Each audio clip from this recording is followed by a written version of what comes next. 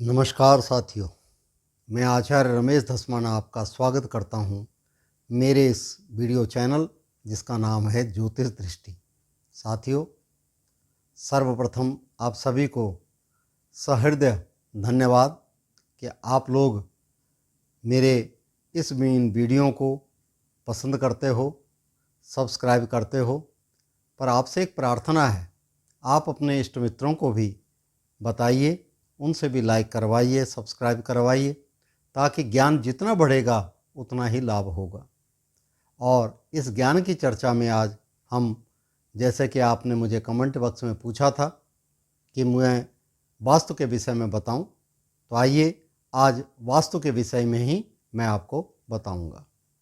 सबसे पहले तो ये विचार करें कि वास्तु होता क्या है, ये कहाँ प्रयोग किया जाता है। वास्तु मकान के लिए या ज़मीन के लिए प्रयोग किया जाता है, अर्थात उसका शुभ अशुभ आचार विचार, आहार व्यवहार और उसके अंदर कोई विकार है उसके विषय में गणना करके तब बताया जाता है कि यह कार्य शुभ रहेगा या नहीं। आप जब कभी कोई प्लॉट इत्यादि खरीदते हो, कोई ज़मीन खरीदते हो मकान बनाने के लिए, तो सबसे पहले आप जा कर के देखिए, सबसे उत्तम जो प्लॉट है या जो स्थान है मकान के लिए वो पूर्वाभिमुख है, अर्थात पूर्व की ओर का जो प्लॉट है वह बड़ा शुभदायक माना गया है। इसको कहते हैं ईस्ट फेसिंग। दूसरा है वेस्ट फेसिंग। तीसरा है नॉर्थ फेसिंग, अर्थात पूर्व की तरफ, पश्चिम की तरफ, उत्तर की तरफ जिन मकान का और जिन प्लॉटों का मुंह निकलता है, दरवाज़ा बनता है, वो बड़े शुभदायक माने गए हैं।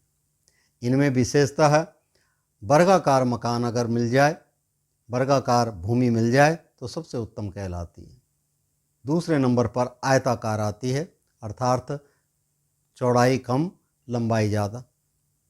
इस प्रकार से जब आप मकान बनाने के लिए जाते हो, इन तथ्यों पर विचार कर लेना चाहिए। अब बात चलती है कि हमने बना बुनाया मकान लिया हुआ है, यह पहले से हमारा पुश्तैनी मकान है, उसमें कई प्रकार से कोई वास्तुशास्त्री आए तो उन्होंने कई प्रकार से हमने पूछा, उन्होंने कहा कि इसमें ये दोष हैं। उन दोषों को कैसे दूर किया जा सकता है उसके विषय में आपको बताऊंगा। विशेषतः जो पहले से बने हुए मकान हैं, उन मकानों में आपने क्या देखना है कि जो दरवाजे के सामने से आकर नकारात्मक भाव बनता है, परिवार में विभिन्न प्रकार के विकार उत्पन्न होते हैं, आचार व्यवहार विचारों में मतभेदता है, तो उनके लिए क्या क्या करना चाहिए। मकान को तोड़िए मत, जैसा है मकान उसी प्रकार से उसमें थोड़ा बहुत अल्ट्रेशन यदि आप स्वेच्छा से करना चाहते हैं तो कोई दिक्कत नहीं। अगर आप और कुछ उसमें परिवर्तन लाना चाहते हैं तो जो दरवाज़ा अंदर बाहर से अंदर आ रहा है, अर्थात दरवाजे के सामने छोटा सा मिरर लगा दीजिए, या गुलाब के फूलों की तस्वीर लगा दीजिए। अगर वहाँ पर गुलाब रखने की व्यवस्था है, बालकनी है आपकी, तो आप गुलाब के पौधे लगाइए। उससे नकारात्मक जो ऊर्जा है मकान के अंदर जो बाहर से आ रही है वो दूर हो जाएगी और आपका मकान सुरक्षित रहेगा, आपके परिवार में सुरक्षा भाव बना रहेगा।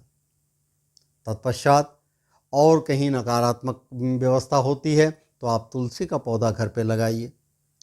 वैसे भी ईशान कोण में तुलसी का पौधा रखने से सकारात्मक ऊर्जा परिवार के अंदर आती है, क्योंकि ईशान कोण देवताओं का कोण माना गया। ईशान कोण कौन सा होता है? उत्तर और पूर्व की दिशा का जो स्थान है उसको ईशान कोण कहते हैं। इस कोण में देव स्थान होना चाहिए, भगवान का स्थान होना चाहिए, पूजा का स्थान हो तो बड़ा लाभकारी रहता है। ऐसे स्थान में यदि आप तुलसी का पौधा रखते हैं तो बड़ा लाभकारी रहता है, यह सकारात्मक ऊर्जा आपको देता है। फिर मकान के अंदर और कई प्रकार के छोटे छोटे आजकल पौधे लगते हैं, उन पौधों के द्वारा सकारात्मक ऊर्जा मकान के अंदर लाइए, जिससे आपका आचार विचार व्यवहार शुभदायक बना रहे।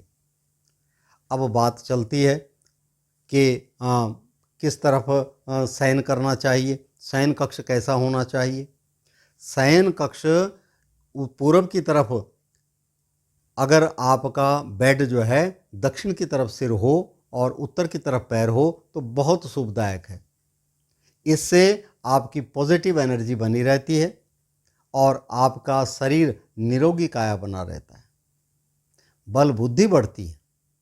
अगर आप पूर्व की तरफ कर रहे हो तो आपका विवेकवान होना, धर्म कर्म के प्रति मन लगना, ये उसकी तरफ सिर करने के लाभ हैं। आप पश्चिम की तरफ कर रहे हो और पैर जो है पूर्व की तरफ हैं तो प्रातःकाल जब सूर्य के दर्शन होते हैं सामने तो आप पूर्व भगवान की तरफ जो है चेतना होती है। इससे आपके अंदर बल बुद्धि यश मान कीर्ति बढ़ता है। इस प्रकार से 3 दिशाओं की ओर आप सिर कर सकते हैं। भूल करके भी उत्तर दिशा की ओर सिर मत कीजिए, क्योंकि आपने देखा होगा उत्तर दिशा से नकारात्मक जो नेगेटिविटी है जितनी, वह उत्तर दिशा के अंदर हमारे शरीर के जितने भी अवयव हैं, साइंटिफिक कारण है उसका कि हमारे शरीर का रक्त प्रभाव जो है जब हम उत्तर की ओर सिर करते हैं तो वहाँ चला जाता है। इस प्रकार उत्तर दिशा की ओर भूल करके भी सिर न करें, उससे आपको बुरे बुरे स्वप्न आएंगे, अनेक प्रकार की बाधाएं आपके शरीर में आ सकती हैं। इसलिए शयन कक्ष इस प्रकार से होना चाहिए।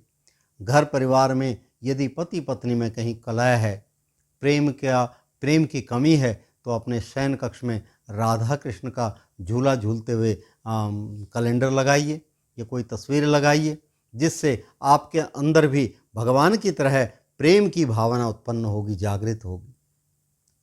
घर के अंदर अगर हो सके उगते हुए सूरज भाव ये चिन्ह आप लगा सकते हो। इससे सकारात्मक ऊर्जा आपके परिवार में बनी रहती है। आजकल बड़े सुंदर सुंदर बोनसाई के छोटे छोटे पेड़ आ रहे हैं। उन पेड़ों को आप अपने प्रकृति को चारों ओर लगाइए। प्रकृति के साथ अगर घर भरा रहे तो आप देखिए आपके घर के अंदर धन संपदा हर प्रकार से पॉजिटिविटी बनी रहेगी और सकारात्मक ऊर्जा आपके परिवार में बनी रहेगी। ऐसे कर्म करने से निश्चय ही आपको वास्तु दोषों में यदि किसी प्रकार के दोष होते हैं, उन दोषों से परिपूर्णता मिल जाएगी। वो दोष आपके परिवार में नहीं लगेंगे। दुकान में है, दुकान में नकारात्मक भावना है तो आजकल आपने देखा होगा एक नमक का डला जो है किसी कांच के बाउल में रख करके जितने भी नेगेटिविटी रहती है वो उसको खींच लेता है। इस प्रकार सकारात्मक भाव होने से आपको सदैव लाभ मिलेगा। मित्रों, आज के इस वीडियो में इतना ही। अगले वीडियो में मैं आपको और भी विस्तृत जानकारी दूंगा और मेरी आपसे फिर अनुरोध है कि आप कृपा करके मेरे इस वीडियो को लाइक कीजिए, सब्सक्राइब कीजिए, अपने इष्ट मित्रों को भी लाइक करने के लिए कहिए। जितने ज़्यादा ज्ञान की चर्चा होगी उतना ही आगे संबंध बना रहेगा, उतने ही विचार आपको मिलते रहेंगे। कहते हैं 1 से 1 और 1 से 1 11। इस प्रकार से जब आप अपनी सीमाओं को बढ़ाते हो तो आपके ज्ञान की चर्चा भी बढ़ती चली जाती है। इन्हीं शब्दों के साथ आज के इस वीडियो में इतना ही। नमस्कार।